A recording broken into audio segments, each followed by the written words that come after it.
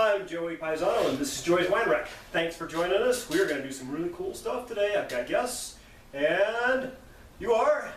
Rochelle, wine newbie. Sarah. Lorraine. Melissa. Chrissy. And John. Yay! We are doing the Summer Sippers series here at Joey's Wine Rack Studios. We're doing white today instead of red because it's kind of hot. It's not humid like, New Hampshire or weird places in the Midwest like Wisconsin and Iowa. But it's, I'm glowing over here.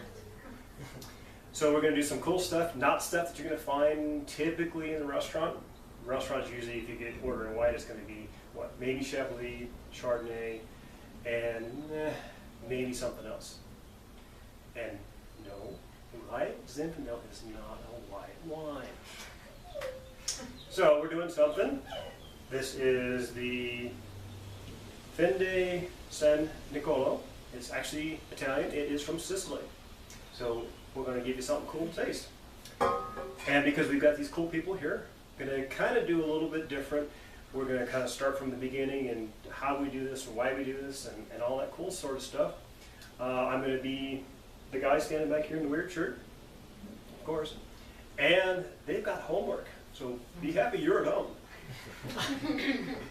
So here we go. And actually, if you pass those around while I'm doing this.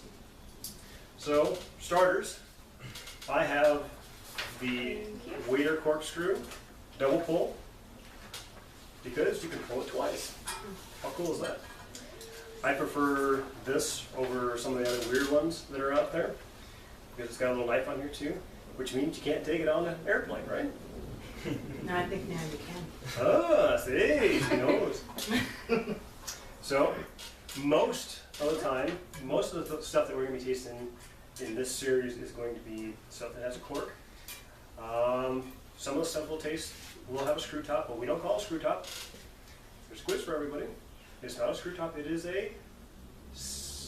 Well, I don't remember. She's been here before. It's a Stelvin enclosure. Stelvin enclosure? Okay, Stelvin enclosure. Yeah, just Got like it. the guy who invented it, Joe Stelvin. So anyway, with something that's got a cork on it, you're going to open it up. There's a little knife, and there's usually an extra lip down here. I used to be a waiter too. I've done everything. I drove school bus, which was weird. And typically, although I'm struggling a little bit at the moment, typically you want to hold it to whomever is person in charge. Right now, you are in charge. But it also is because I'm left-handed, so it's easier for me that way. So get this bad boy off of here. I can do this. I'm a trained professional. Might want to edit out all the struggling. Yeah. We're actually going to pull this completely off. There you go. So, there's that. So first off, you want to go, okay, make sure this is what you ordered. This is what you ordered, right? This is what I ordered. Excellent. And an excellent choice, by the Hopefully way. you like it. Well, actually, and one of the reasons why we do what we do and do it this way is we'll actually do a little bit of a taste to begin with. Because there's nothing worse than going to a restaurant and going, if you ever go to a restaurant and they're serving you, especially a bottle of wine, take a little taste, and if you're the person who ordered it, they absolutely should be going, here, here's what you ordered, and make sure it's the right year and all that sort of stuff. Some of the stuff we're going to be tasting does not have a year on it. Grillo, Sicilia. Grillo is the grape. It's 100% Grillo. And this is a 2011. Does 2011 sound young to anybody? Not of course the new mom, because I think it sounds pretty young. yeah, it is. And typically what happens is white wines tend to be drunk earlier, so younger, than red wines. If we were doing a red wine tasting today, we'd be looking at probably 2009, 2010 stuff. Occasionally you'll get some stuff that's a little bit newer than that or a little bit younger than that. In fact, 2011 is actually a little old for what we're going to be tasting. We're going to be doing some 2012s. That's not my stomach grumbling, I swear. So I'll set it down on the table. according to our hostess. And one thing, well, what do you notice about that cork? Is it rubber? It's plastic. Oh. It's a synth cork, so it's synthesized. The newer ones are like that now, right? Often. Haven't- Yeah. You know why? Yeah. Well, old cork comes from a tree. You know, money doesn't grow on trees, but cork does. And some of the newer wines, what they actually figured out was, okay, you actually have to effectively kill the tree to get the cork. I mean, you take all the bark off and all this stuff. So, new trees are not cool. So some of them have gone to the synth cork. So you're not depleting the forest and stuff like that. Some of them have gone to that Stelvin enclosure. Stelvin enclosure or screw tops back in the day were when I was in school, I was like, oh, don't bring it down. Not anymore. So this one is a synth cork. There's a couple schools of thought where you go, okay, smell it, all that sort of stuff. Well, with a plastic cork or a synth cork, what do you smell? Nothing. Exactly. Or you might smell plastic. So that's that part. So far so good, right? Okay. I use drop stop. I sound like a huge man, don't I? I got this from my friends in Sweden. These are awesome. Not much to it. And I think, if I remember correctly, it's from Denmark. So we're international, all over the place. So, little silver disc. And it's really super thick, but I am so strong. Look at that. Wow, that's amazing. I know. Thank you. Thanks for playing along. Voila. Nice. It's really cool, and take it with you.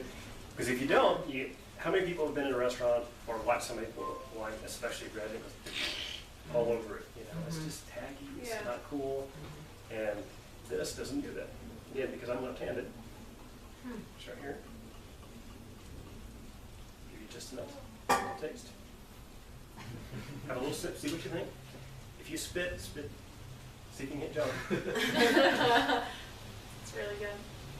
Cool. Very crisp. That's what we were going for. Ah. Chris. It is.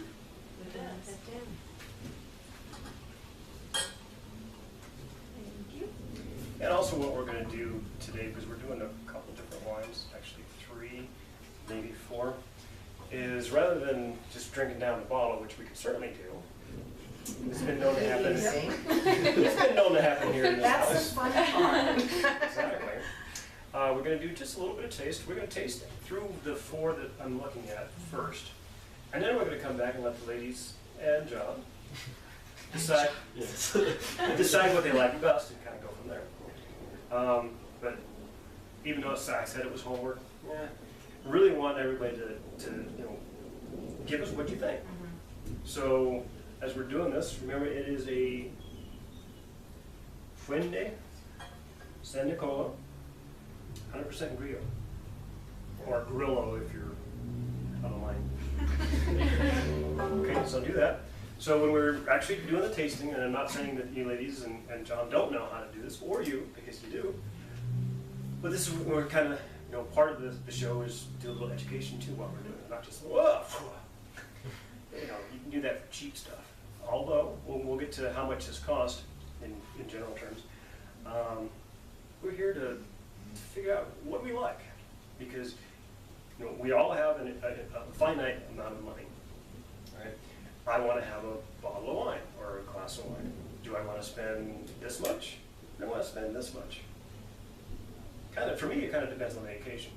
If it's a very, very special occasion, not that this isn't, but I'm going to go a little bit more pricier. If it's just, you know what, right now it's Friday, Saturday. I come home from work on a Friday, you know what, I could have a beer, which is okay, or I can have a glass of wine, sit out on the patio, hang out with my dogs, have some good music, hang out with my girl, and go from there. Well, maybe this is what I want. So we know that it doesn't, so. Yeah, it's good. So we're going to get a little smell. Don't worry about it. Go ahead, get your nose in there. So what do we smell? and don't taste it. We're just smelling. And what I'm doing is actually swirling the glass. What to do if you do this, and it's really more prevalent in red wine than it is white wine. You swirl it a little bit, it gets more air into it. So it really opens up the nose because it hasn't been open that long. And of course there's a fine line between having it open not long enough and too long. So what do we smell? Kind of like a citrusy smell. Yeah. That's No nice. citrus? A little green, like maybe green apple, maybe a little bit of pear. Pear. Now, I didn't do what I had intended to do. I had intended to go through the whole list and pull off everything from the internet and all that sort of stuff and see what they think about it.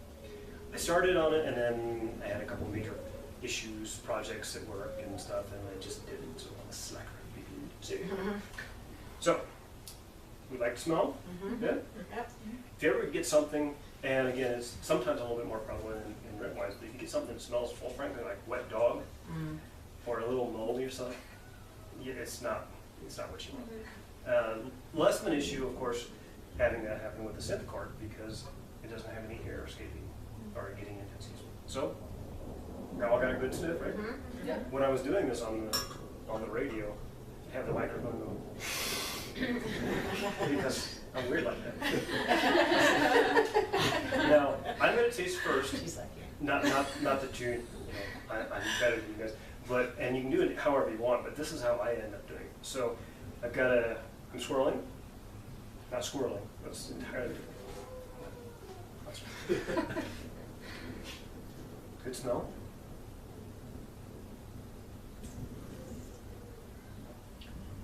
I like that. So what I did is I took a little sip and then got some extra air in my mouth. So again, it's really opening that up. So it's not just hitting the back of your throat and down. It really gives it a chance to hit the rest of all of your tongue, because you have thousands and thousands of taste buds, and you taste different things in different spots. So some of the stuff that we're going to taste, I'm sure you're going to taste it right back here. Some of you are going to taste a little here. It's a problem having the wine studios in the hood. It's hard. So I like it. So taste up. Here's the yellow.